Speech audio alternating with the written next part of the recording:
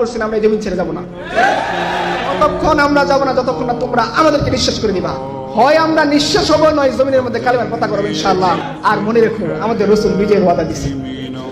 নরেন্দ্র মোদীর কথা মিথ্যা হইতেই পারে, আমাদের রাসূল কখনো মিথ্যা বলেন না। রাসূল বলতেন হিন্দের মধ্যে আমরা কালেমার পতাকা উড়াবো, মানে উড়াবো ইনশাআল্লাহ। ইকবাল বলেছেন যে निकल कर सहरा से जिसने रोमा की सल्तनत को उलट दिया था, सुना है कुदिसियों से मैंने कि वो शेर फिर होशियार होगा।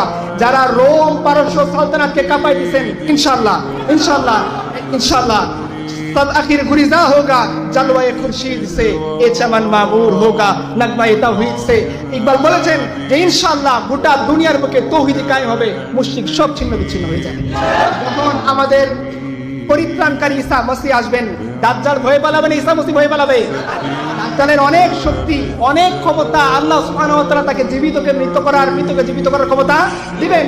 সে রুটির পাহাড় নিয়ে আসবে, তার হুকুমে আসমান থেকে মেঘ বর্ষণ হবে। কিন্তু আমাকে বলেন, দাজ্জাল ঈসা মসিহ ভয় পালাবে না, ঈসা মসিহ দাজ্জাল ভয় পালাবে? ইনশাআল্লাহ তোমরাও গরুর গোশত খাওয়ালা মুসলমানদের দিকে